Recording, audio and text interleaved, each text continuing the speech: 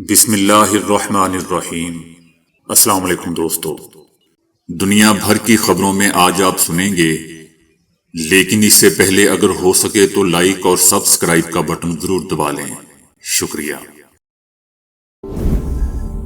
ایران کے supreme leader آیت اللہ خامنائی نے امریکی صدر ٹرمپ کے جوہری ہتھیاروں پر مذاکرات کے مطالبات مسترد کرتے ہوئے کہا ہے کہ امریکہ مذاکرات نہیں چاہتا بلکہ اپنے مطالبات مسلط کرنے کا خواہش مند ہے۔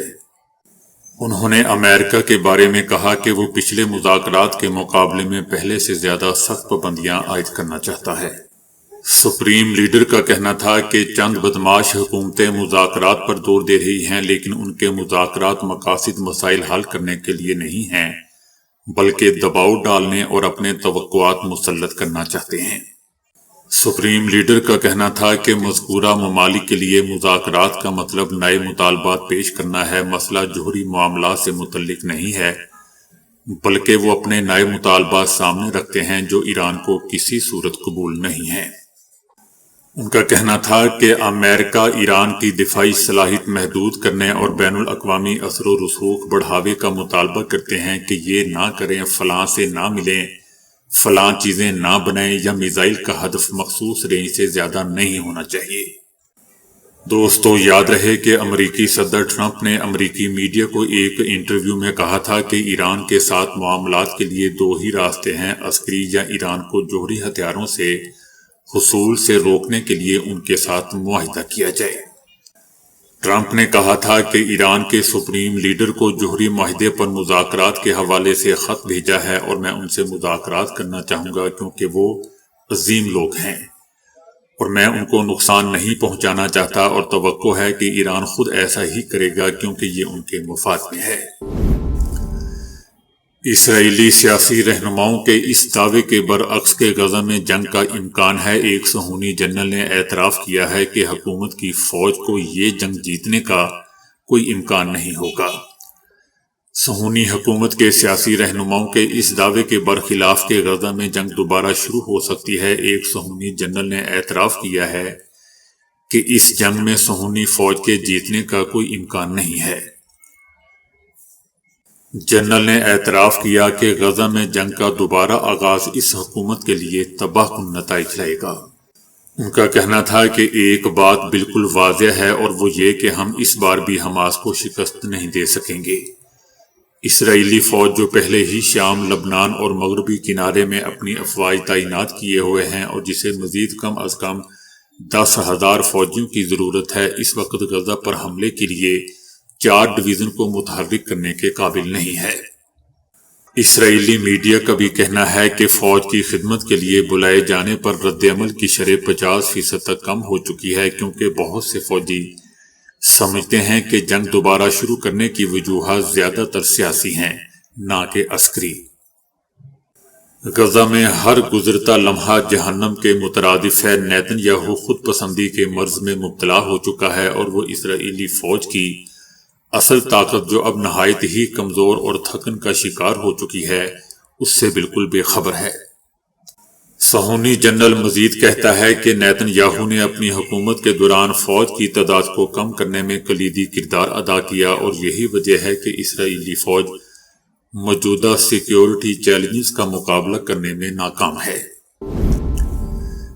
یوکرین کے صدر نے دعویٰ کیا ہے کہ روس جنگ ختم کرنے کے بارے میں نہیں سوچ رہا۔ روس نے ثابت کر دیا ہے کہ وہ جنگ ختم کرنے کے بارے میں سوچ ہی نہیں سکتا اور اس نے تباہی مچانے کا سلسلہ جاری رکھا ہوا ہے، جبکہ دنیا اسے اپنی جنگ جاری رکھنے کی اجازت دے رہی ہے۔ انہوں نے اس بات پر تاکید کی کہ وہ امن کے قیام کی کوشش کر رہے ہیں اور کہا کہ ہمارے شراکت داروں کے ساتھ کوششوں میں ہم آہنگی جاری رکھنا ضروری ہے تاکہ دفاعی نظام مؤثر طریقے سے کام کر سکے۔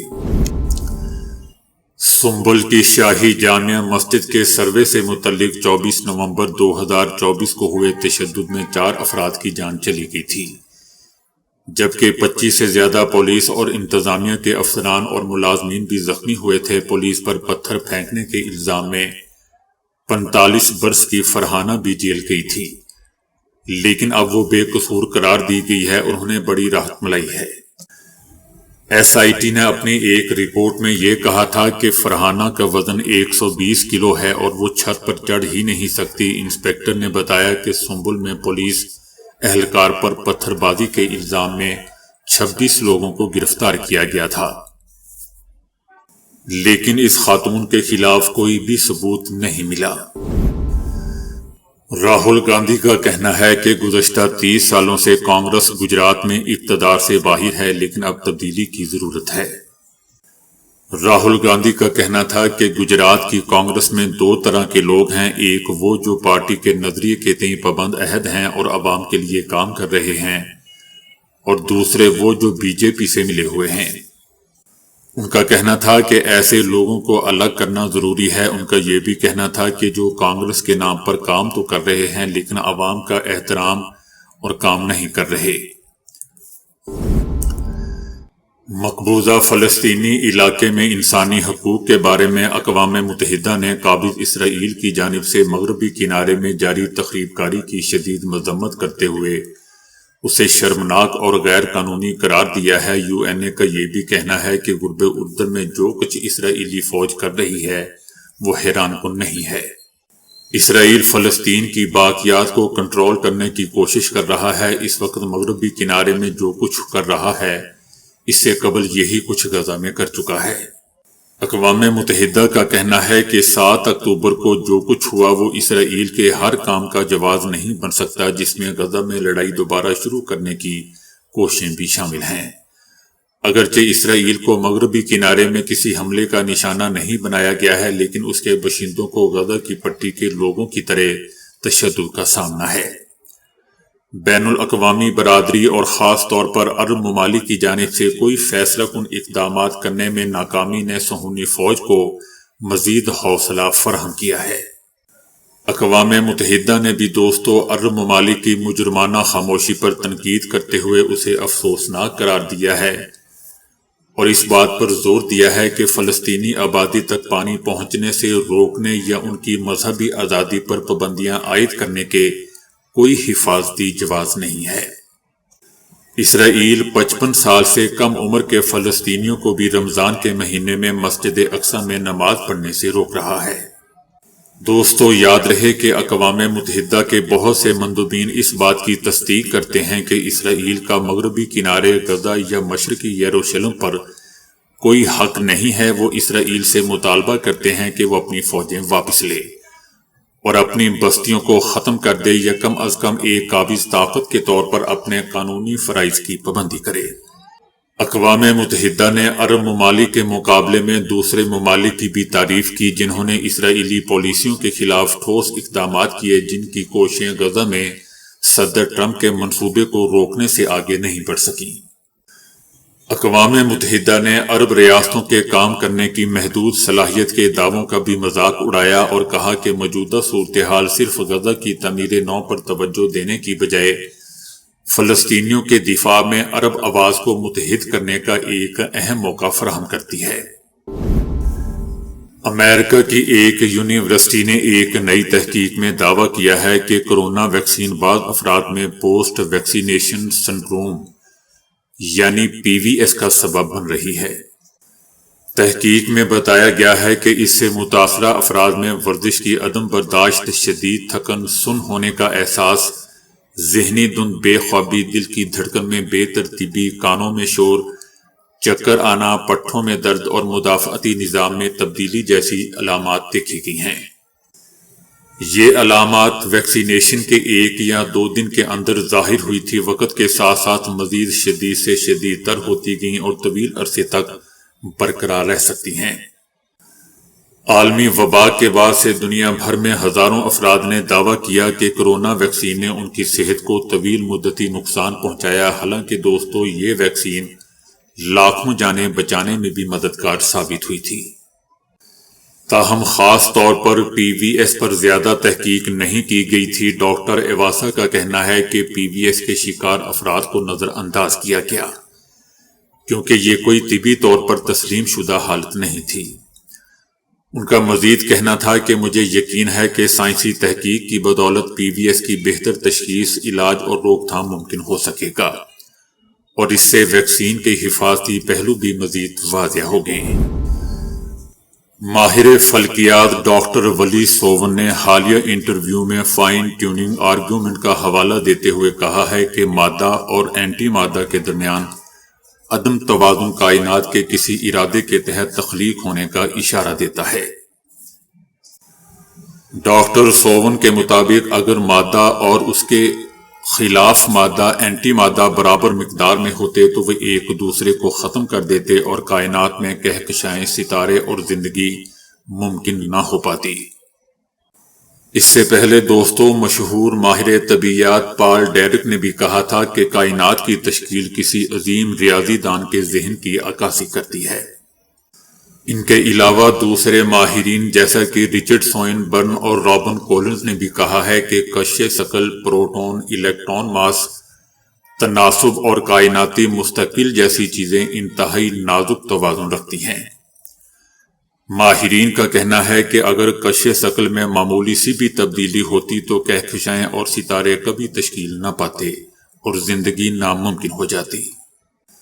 یہ تحقیق دوستو سائنس اور مذہب کے درینہ تنازع کو ایک بار پھر زندہ کر رہی ہے۔ کچھ ماہرین کا کہنا ہے کہ ریاضی اور طبیعیات کائنات کے ڈیزائن میں کسی اعلیٰ ہستی کی موجودگی کی طرف اشارہ کرتے ہیں۔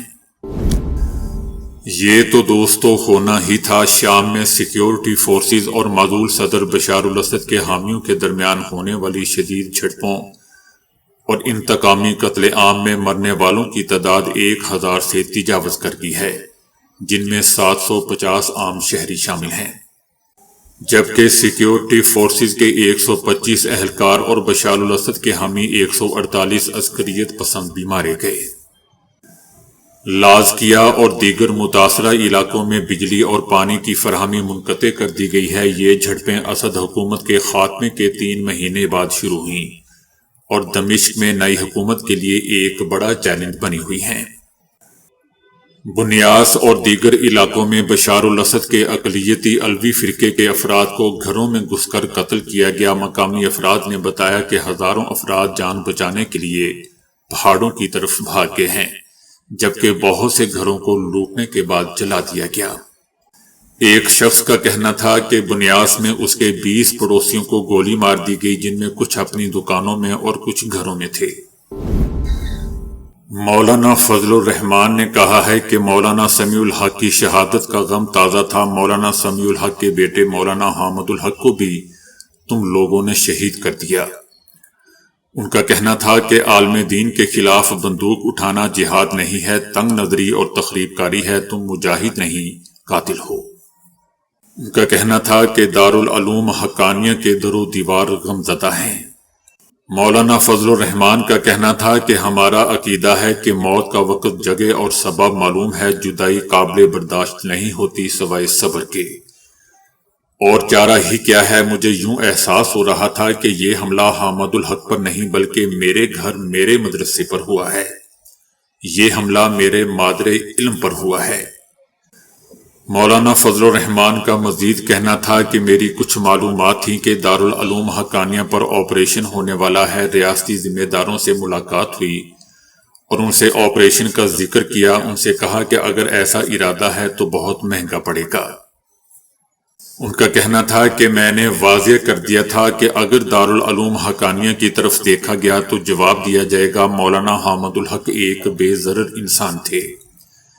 ایک مسلمان کی زندگی سے کھیلنا، اس کو ہم جہاد کہیں گے۔ ایک بندوق مسلمان عالم دین کے خلاف کیسے استعمال ہو سکتی ہے؟ ان کا کہنا تھا کہ انسان اور عالم دین کے خلاف جہاد نہیں، تخریب کاری ہے۔ اسلام میں ہے کہ ایک انسان کو مارنا پوری انسانیت کا قتل ہے۔ یہ لوگ جہاد کا نام لے کر جنت کا راستہ دیکھ رہے ہیں۔ ایک عالم دین کے خلاف بندوق اٹھانا تنگ نظری ہے، جہاد نہیں۔ مولانا کا مزید کہنا تھا کہ مسجد میں جب اللہ کو یاد کیا جاتا ہے، فرشتے مسجد کو حصار میں لے لیتے ہیں۔ یہ لوگ مساجد کو نشانہ بنا رہے ہیں۔ مسجد میں بیٹھنے والوں کے لیے اللہ پاک نے نقد انعام کا اعلان کر رکھا ہے۔ بلوچستان میں عالم دین کو نماز میں مار دیا گیا۔ مولانا فضل الرحمان کا کہنا تھا کہ مولانا حسن جان کو شہید کر دیا گیا، میں اپنے استاد کو مارنے والے کو مجاہد کیسے کہوں؟ یہ کالی آندیاں گزر جائیں گی، یہ مدارس عالم دین رہیں گے، وفاق المدارس مختلف مدارس کام کر رہے ہیں، علماء کرام شہید کیے گئے، کیا دینی تعلیم پر فرق آیا؟ تم مجاہد نہیں، قاتل ہو، مجرم ہو۔ مولانا فضل الرحمان کا کہنا تھا کہ مولانا فضل الرحمان بھی ایک مولوی ہے اور مولوی کا بیٹا ہے۔ علماء کو دیکھنا ہے تو دارالعلوم حقانیہ آ کر دیکھو، اتنے بڑے اکابرین کے بارے میں یہ لوگ کیا سوچ رکھتے ہیں، شرم آنی چاہیے انہیں۔ وزیر اعلیٰ پنجاب مریم نواز نے صوبے میں مزدوروں کی فلاح و بہبود کے لیے اہم منصوبے کی منظوری دے دی۔ انہوں نے ہدایت کی کہ ورکرز کو کم از کم 37,000 روپے ماہانہ ادائیگی یقینی بنائی جائے۔ پنجاب بھر میں لیبر کالونیاں بنانے کے لیے پلان بھی طلب کیا۔ وزیر اعلیٰ کا کہنا تھا کہ محنت کش اللہ کے دوست ہیں اور اللہ کے دوستوں کو ناراض نہیں کر سکتے۔ ہم پنجاب کو مزدوروں کی فلاح و بہبود کے حوالے سے ایک مثالی صوبہ بنانے کا عزم رکھتے ہیں۔ دوستو، لگتا ہے کہ ناجائز تجاوزات کے بہانے اب پورے پنجاب کو گرایا جا رہا ہے، شاید اس میں بھی مزدوروں کی فلاح و بہبود کے لیے کام ہو رہا ہے۔ تو دوستو، ابھی کے لیے اتنا ہی۔ ویڈیو کو لائک اور شیئر کرنے کا بہت بہت شکریہ۔